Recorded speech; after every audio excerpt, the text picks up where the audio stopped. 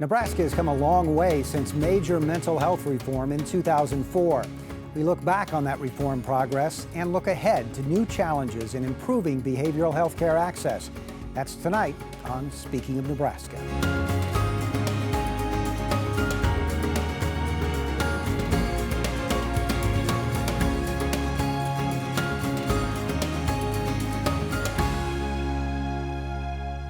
Thanks for joining us on Speaking of Nebraska. I'm NET News Director Dennis Kellogg. The NET News team has been taking a closer look at mental health in our ongoing reporting project, Nebraska, State of Mental Health. 15 years ago, state lawmakers passed the Nebraska Behavioral Health Services Act. It was part of a nationwide trend in deinstitutionalizing mental health services in favor of community-based care. One by one, the regional centers across the state eliminated psychiatric beds and changed the focus of their care. Some say resources for the community care never surfaced, leaving big gaps for Nebraskans. 1 in 5 Nebraskans reported experiencing a mental illness within the past year. That's about 325,000 people, more than the population of Lincoln. And a nationwide shortage of mental health professionals impacts rural states like Nebraska more acutely. Of the state's 93 counties, 88 are considered mental health shortage areas. Nationwide, there are about 15 psychiatrists per 100,000 people. Here in Nebraska, the statewide average is half that. And in any given year in the United States and Nebraska, less than half of adults with a mental illness receive treatment, something many mental health professionals are working to change.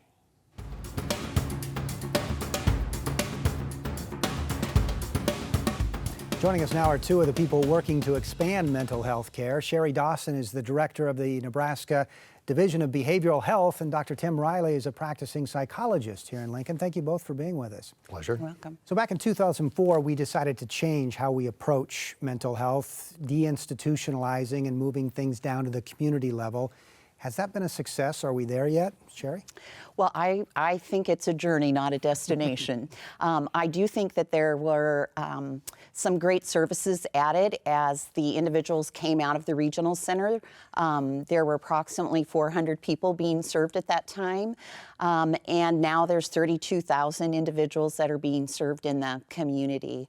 So there was an infusion of community-based services, a big focus on the consumer and the patient experience, developing an Office of Consumer Affairs, and really starting to look at housing and employment, community connections, and really people's health very early on. Those all are important for people's recovery.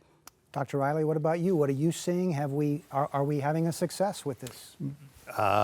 Yes and no. Yes, in that there are a lot of services that can be provided and probably should be provided within the community. And that's where people live. And so if we're bringing people out of institutions, it's always difficult to reacclimate them to the community. On the other hand, from my perspective, at least, it may look like the pendulum has swung a little too far in the other direction, and now it's difficult for us to find services, inpatient services, or longer-term residential services for people who may need a higher level of care. So. Mm-hmm. Always a big concern about the number of psychiatric beds. Those have been reduced throughout the years. Is the waiting time a concern right now? There are waits for community-based services as well as the state hospital at this time. And I think that speaks to what Dr. Riley was mentioning is there was a continuum of care that was developed over the years. It needs to be broader. And there's some gaps in provision of care for people that really have complex needs, co-occurring both mental illness and substance use, perhaps cognitive impairments. And so those services particularly have a wait. When you talk about the shortage of those types of beds, is it because there's a shortage of beds or a shortage of staff? I think it's both. Access is always about both of those things. You have to have the service to access, but you have to have the people to provide it. And certainly Nebraska is not unique in having workforce challenges, but we really are going to have to look at both to get where we need to go. Dr. Riley, your work involves integrated care. What does that look like for you? Talk a little bit about that. Within our clinic at Midwest Neurofeedback, what that means is we have both psychiatric providers and psychological, doctoral level psychological providers on staff. We provide a range of services from a therapeutic standpoint. We also do some what's referred to as psychophysiology, which is training people how to regulate their physiological systems better. So we have some master's level staff who help us with some of that. When you talk about diagnosing someone with mental illness, a lot of times that can start with the primary doctor, the general practitioner. Do you think the doctors at that level are getting better at recognizing some of these symptoms? Yeah, absolutely. So my previous position was at Behavioral Pediatric and Family Therapy Program, which is closely associated with a pediatric group here called Lincoln Pediatric Group. And over the course of the 20 or so years that my partner George Williams was operating there, there's a lot of focus on educating primary care providers, particularly pediatricians, to better recognize and respond to developing issues early in the process. And as a result of that, our sense, at least within that practice, was that they got much better at doing it, and that changed the nature of what we did. Freeing up time for us to deal with more significant issues, because the things we used to get from the pediatricians, they were managing successfully on their own. Yeah. I just, if you don't mind, I would just like to add and agree with Dr. Riley. And you mentioned the workforce challenge. So part of the opportunity we have now to continue to do is educate and expand the competency of the existing workforce as we try to bring other new folks in. And there's great education going on with primary care, with pediatricians, APRNs, family practice, APRNs, for example, that are real psychology. You guys are pretty well-rounded, but really trying to grow that workforce capability. So whatever door people walk in, that they can begin to get screened and assessed. And that's probably all part of your strategic plan. I know that you're kind of winding down. You're going to be starting to work on a new strategic plan. But with the old one, you've had some success with it. Talk about some of those successes. Yes. Well, thank you. Our 2017 to 2020 strategic plan, we have done several things. One is we've served more people the last 3 consecutive years. So that speaks to access. So more people are getting services. We look at the number of individuals that go from a service into the community, into housing and stable living. And that is not where it needs to be, but that is increasing. The number of individuals that are employed is also increasing, not where it needs to go. Binge drinking is coming down, but it is still nationally, we're still not the shining example yet. We have a ways to go. On the substance use side, there's been a lot of great work on opioids and pain and getting more prescribers and individuals up to date on substance use treatments. And let's look specifically in that plan about suicide rates. Among veterans, the suicide rate has decreased, but 33 deaths per 100,000 is where it is now last year. The state's goal was to get that to 25. And the rates for Native Americans and young adults have actually increased a little bit over the past 5 years. So how do we target these high-risk groups, and what can be done differently to reach them?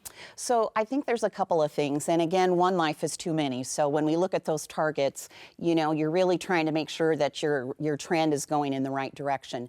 I think that public recognition and education about what to watch for is really important. Mental health first aid, question, persuade, refer, and other kinds of opportunities for anybody to recognize suicide and how to access help is another part of that.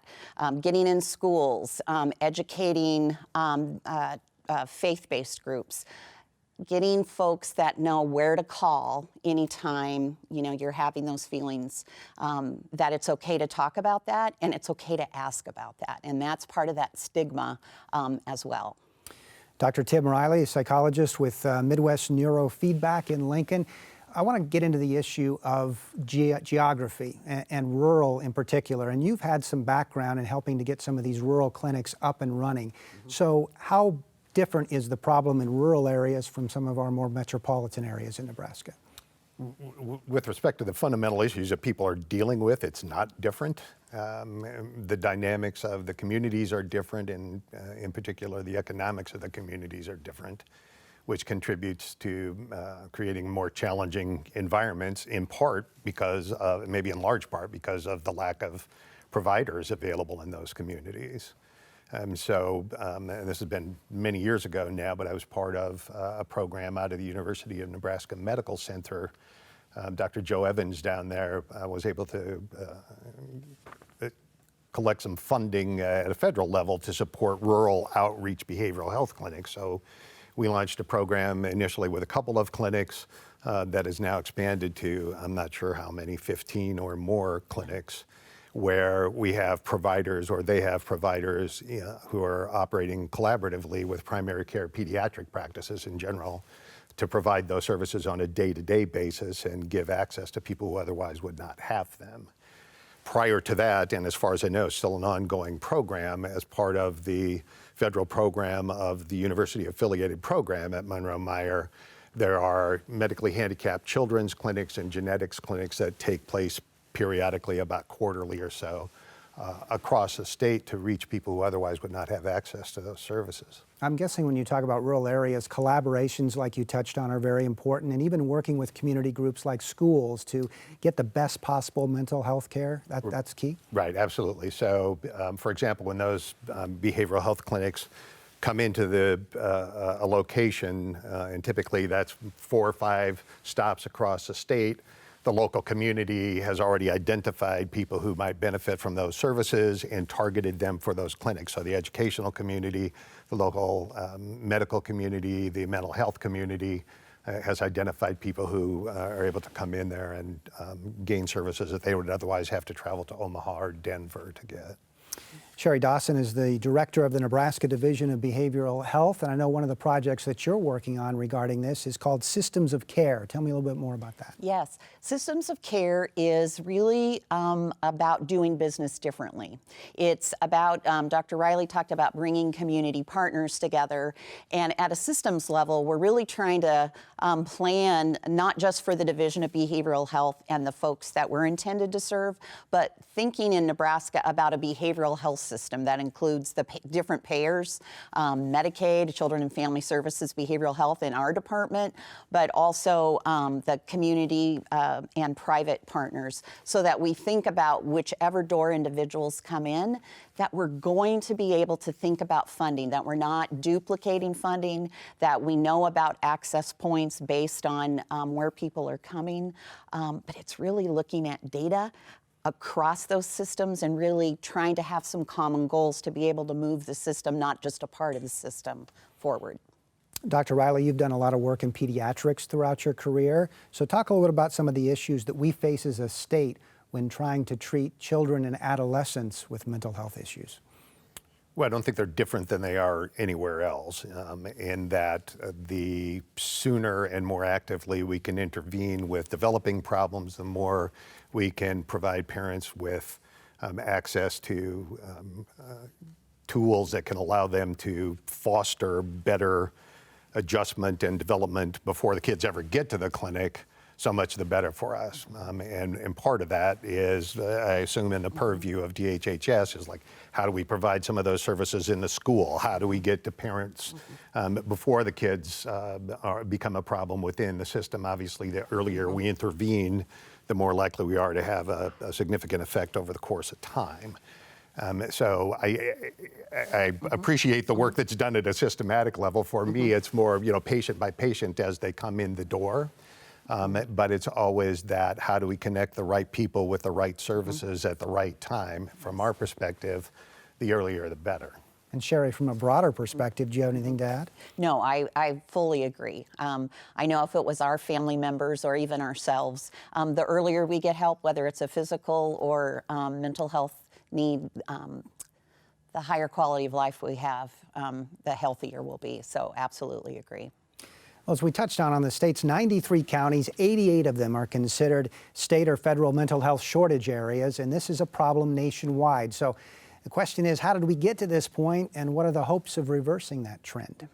Well, I think there's a lot of great work done all throughout Nebraska with providers really trying to look at bringing young people in to shadow and have internships to really grow their interest and really understand mental health. There's farm camps, and there's 2 or 3 day opportunities to really learn about all the different professions in behavioral health. But we're still going to have to do that training across the existing workforce and use those folks as mentors to think about how do we do business differently integrated. You know, not just from a behavioral health specialty standpoint. I think the other thing is co-locating. We talked a little bit about integration, and so bringing behavioral health folks and showing Nebraska and showing the individuals that we serve that it's really about healthcare. It's not this stigmatized behavioral health, and co-locating and learning together, like in the clinics Dr. Riley was talking about he was a part of. And you talked about doing business in a different way. How about new technology, telehealth, things like that? How does that play into it? Absolutely. Not only telehealth by bringing professionals to areas that don't have access, but also telementoring, so that just having some consultation with a family practice or pediatrician helps them serve an individual. Having mentors that could be on call to a person that's seeing an individual in the clinic. But I will say that behavioral health people are probably the slower to come along in some ways to telehealth, because we're so relationship, in-person driven, that we still have folks and providers that have some barriers to being open to that. So getting them warmed up and trained and more comfortable with that, texting services like they now have for physical health. So getting behavioral health to kind of continue to be innovative and think about that access. And we touched just briefly on the issue of stigma when it comes to mental health. Dr. Riley, how do we get to the point where we're normalizing this conversation? And is this problem worse in rural areas as opposed to urban areas? I don't know that I would think that's necessarily true. In some ways, I suspect it might be better in rural areas because the relative paucity of services inclines people to grab them when they can. So if they know there's a clinic coming into town that's going to do some work, or they know their pediatrician has arranged a clinic, there's a high likelihood they're going to be in there. I would say less of a challenge in my experience over the last 25 years or so with respect to people being stigmatized by mental health issues. There's more overt discussion about it in schools, more overt discussion on media, and among celebrity types and all that. So I believe, I don't know if that's your take or not, but I think the stigma is reduced, not maybe to the degree that it should be, but better. Yes, I would agree. Having been a nurse for 37 years, I would definitely say I'm having more conversations and hearing more conversations. And so I think that's definitely a positive sign, but we're still not equal with the physical health world. You know, we don't pretend not to have heart disease or not to have diabetes, but we're still at a place that sometimes we pretend not to have a mental illness or substance use disorder. We know that nationally, only 16% of individuals that need substance abuse actually go for treatment, and it's about 38% on the mental illness side. That's, the entire population. But it was worse percentages than that years ago. So yeah. I agree. We have made progress, but work to do. Part of the struggle for behavioral health is that many of the things that we deal with are not questions of kind, but of quantity. So everyone feels a little down, everyone feels a little sad sometimes, but not everyone gets depressed. Everyone is a little nervous sometimes, not everyone reaches levels of clinical anxiety. So people very often try to manage their own problems in ways they might not with a similarly acute medical issue. Because, well, I felt this way before, and my uncle felt this way, and so mom is telling me this, and we're going to do these things. before we access services. So by the time they get to us, it may be more challenging. So this might not be fair because we only have a few seconds left, but I want each of you to answer the question, what does success look like for the state of Nebraska when it comes to mental health? Sherry Dawson? I think that we're serving more people, that people, Dr. Riley talked about it, getting services at the right time and at the right place and as early as possible. Dr. Riley? That's not fair, Dennis.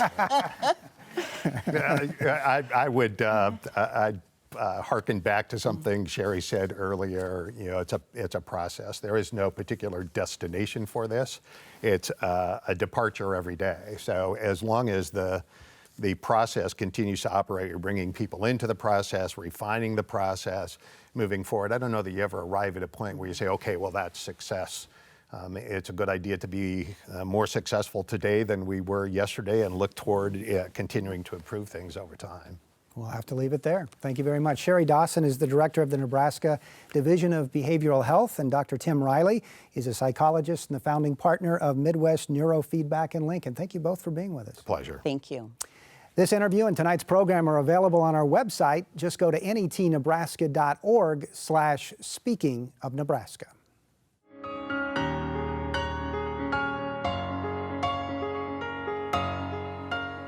An estimated 2 million people with serious mental illnesses are booked into local jails each year in the United States. NET News senior reporter and producer Bill Kelly researched some of these issues this year for our documentary Small Town Cops. Take a look. Since they closed down the regional centers here 15 years ago or such, you know, their beds are at a premium.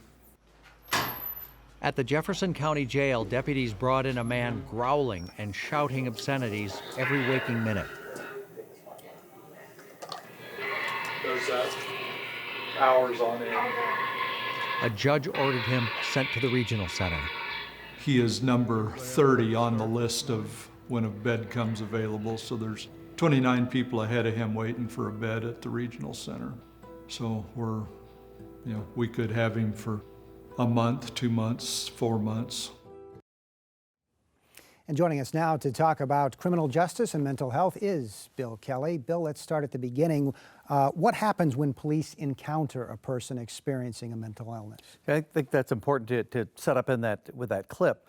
That was once that gentleman was already incarcerated and in jail. What we've seen all over the state, and it doesn't matter on size of the county, is police officers will encounter somebody who is expressing their mental illness and maybe acting erratically. And they haven't even necessarily committed a crime other than disturbing the peace or upsetting people at that point. It's up to the officers to try and contain the situation, perhaps contact family and the like. And then at that point, they need to determine if that person poses a harm to themselves or the community.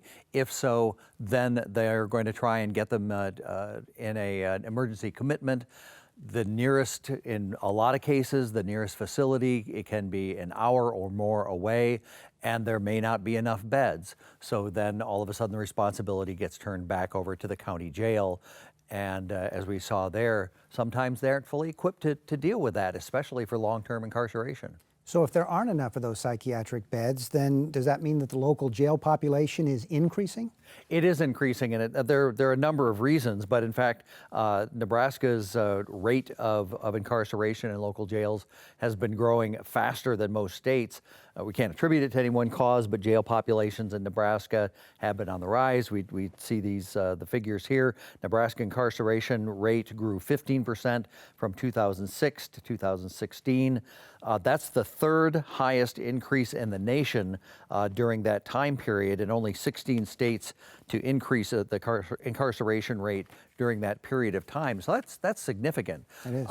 And a lot of that ends up affecting the types of services that the mentally ill can receive in these local counties and where they're being placed. The longer they're in a county jail, they aren't getting the services they need. So you spent a lot of time working on small town cops in rural areas with these small police departments. What kind of changes are they having to go through to deal with the with people with mental illnesses now? An awful lot of it right now is just status quo, is just coping, and they're tired of feeling like they're the incarceration point of last resort. There is an initiative, a Stepping Up initiative. That's a national effort that Nebraska's recently become involved in on a county-by-county basis. They're hoping to collect more data on mental illness in jails so that they can respond to these issues more effectively. They're hoping that they get mental health screening tools which local law enforcement can apply so that the mentally ill individuals don't have to be incarcerated first. They don't want to necessarily have to charge them with a crime like disturbing the peace, which both clogs up the courts and also fills the jails at the same time. They're looking for alternatives to that. Bill, suicide has been the leading cause of death in local jails since 2000. What do we know about suicide in local jails, and why is this such a big problem? It's an ongoing and disturbing problem. Suicide rates in jails, 46 per 100,000 in 2013. That is significantly higher than the suicide rate in prisons, and that's what I think is interesting. Is that it's more of a problem with local jails rather than the state institutions, it may be higher in jails and prisons because people are being incarcerated for the first time. That can be really tough on folks when they're facing jail for the first time. There's also a lot less information about a person going to jail compared to a person going to prison, and there's not a lot of time to evaluate them. The state prisons do go through an evaluation process. At a local jail, it's just you're here and we'll lock you up until you get to court. And in the few seconds we have remaining, we should talk also about mental health and law enforcement officers themselves, kind of flip the conversation around a little bit. A huge issue in the state, and there's still a sense that issues like PTSD and stuff are being both underreported and that there aren't the services necessary for a lot of law enforcement officers in the state of Nebraska. That's a whole nother topic as well, though. It is, and we'll get to it in the future. Bill Kelly, thank you very much. Thank you, Dennis. Appreciate it. Bill's reporting on this topic is included in the NET News documentary Small Town Cops. You can watch that program on our website at netnebraska.org/news.